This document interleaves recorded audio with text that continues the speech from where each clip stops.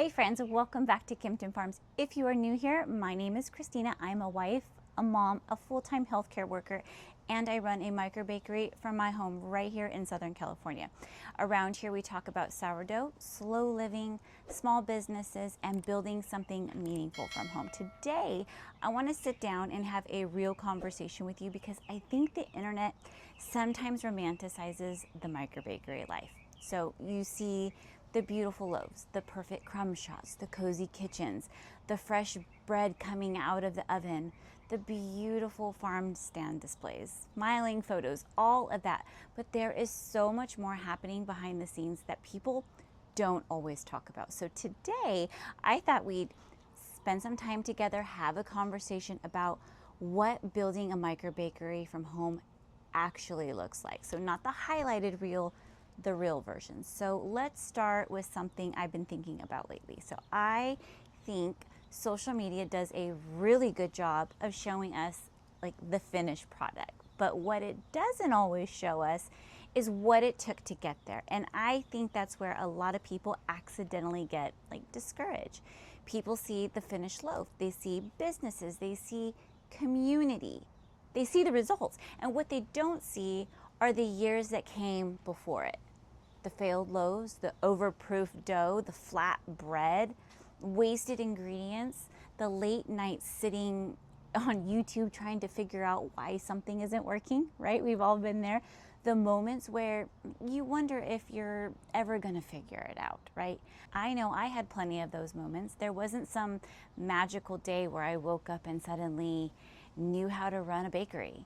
I learned like one loaf at a time, one mistake at a time, one customer at a time. And honestly, I'm still learning every single week. Every time I step into that bakery, I learn something new.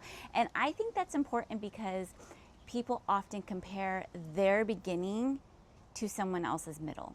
They compare day 1 to year 5. And that's not a fair comparison. And that actually leads into a question I get asked pretty often. Did you always know like you wanted a bakery? Absolutely not even close.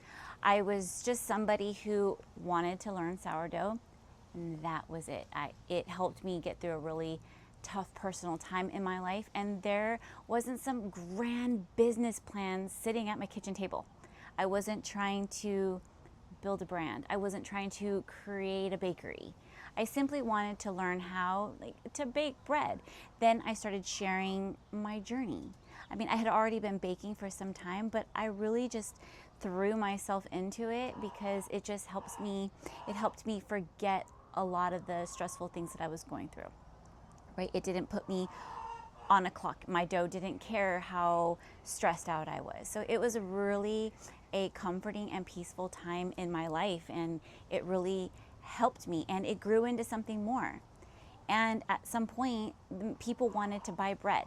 Then people wanted classes, and then people wanted help starting their own bakeries. Like just one small step led to another. And looking back, that's probably one of the biggest lessons I've learned through this whole journey. You really don't need to have everything figured out before you even begin, right? I think a lot of people wait because they're looking for certainty. They want to know exactly how everything is going to work out. They want guarantees. They want a roadmap. They want a blueprint. But most meaningful things don't happen that way. And I didn't have a business degree. I didn't go to culinary school. I didn't have investors. I didn't have a commercial kitchen. I had a starter, I had a kitchen, a willingness to learn, and I just kept taking the next step. And I think sometimes we underestimate what can happen when we consistently take small steps over a long period of time. We think success has to be some giant leap, but most of the time it's just small. It's boring, it's consistent actions repeated over and over again. Now, whenever I talk about starting something from home, somebody usually asks me this next question. And what was the hardest part? Honestly, I think it was just believing in myself. The baking can be learned, right? Businesses can be learned, marketing can be learned, pricing can be learned. but learning to trust yourself enough to put something out into the world can be like surprisingly difficult, especially like as a woman, especially when we're worried about what people might think, especially when we're afraid of failing publicly. And I think for a long time, like I underestimated myself, and maybe like some of you watching this have done the same thing. Maybe you're still waiting until you feel ready, you know? Maybe you're waiting until you're more confident. Maybe you're waiting until you know more. But confidence usually doesn't come before action. Confidence comes from action itself. Confidence comes from doing. And honestly, once you start believing in yourself a little more, a whole new challenge tends to show up, and that's figuring out how to balance everything. One of the questions I hear all the time is, how do you do it all? And the honest answer is, I don't. I don't think anybody does, really. There are seasons where the bakery gets more attention. There are seasons where my family get more attention. Sometimes that house is clean. Sometimes, most of the time, it's not. Sometimes dinner's homemade. Sometimes dinner is whatever like we can throw together. So life isn't perfectly balanced. It's just constant like adjusting. And I think that's especially true for women, because many of us are carrying like multiple roles at the same time. Like we're wives, we're moms, we're employees, we're caregivers, we're business owners. We're just trying to keep all the plates spinning, and just sometimes we do a great job and sometimes we don't. Sometimes we just feel like we're failing miserably. But I think there's a lot of grace in understanding that perfection was never the goal.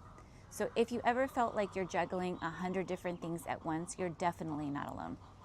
Which brings me to another question I hear all the time. Can you really build a business from home? Oh, he is. Okay. Which brings me to another question I hear all the time. Can you really build a business from home? Absolutely, but maybe not in the way that social media makes it look. So most successful bakery businesses are not built overnight. They're built through consistency, just showing up repeatedly, serving people well, building trust, learning from mistakes, just improving little by little. That's how most real businesses grow, not overnight success, not viral moments, just consistency. And I think that's why I'm so passionate about sharing like this journey with you, because at the end of the day, this story isn't really like, it's not about bread. It's about something much more than that. And it's about like possibility. It's about ordinary people realizing that they're capable of more than they think. And that's probably the message I care about most. And I truly believe ordinary people are building extraordinary things every single day. Moms, grandmas, retirees, teachers, nurses, veterans, people working full-time jobs, people raising families, people who don't have perfect circumstances. The internet can make success feel like it's reserved for a select few. And I don't believe that. Not at all. I think that is garbage. I think meaningful things are often built by ordinary people who simply refuse to quit. I really do. People who keep showing up, people who keep learning, people who keep taking the next step even when progress slows. And if you're sitting here watching this thinking, okay, Christina, but where do I even begin? That's probably the perfect final question. Start smaller than you think. Don't focus on building a huge business. Don't focus on having everything figured out. Focus on helping one person, making one loaf, learning one skill, taking one step. And then repeat. The small steps eventually become something so much bigger. And I really think that's the perfect place to wrap up today's conversation, because when I look back at everything we built here at Kimpton Farms, none of it happened all at once. Not the bakery, not the community, not the classes, not this garden, not the farm stand, just none of it. It all happened one small step at a time. One loaf, one customer, one video, like one lesson, just one day at a time. So wherever you're at in your journey, I hope today's conversation encourages you, whether you're building a bakery, planning a garden, starting a business, like pursuing a dream, or just simply trying to create a life that you love. Just keep showing up, keep learning, keep growing, and don't underestimate what can happen when ordinary people stay consistent. So if you enjoyed today's video, I would love for you to subscribe and join us. Thank you so much for spending part of your day with me. I'll see you in the next one. Bye, friends.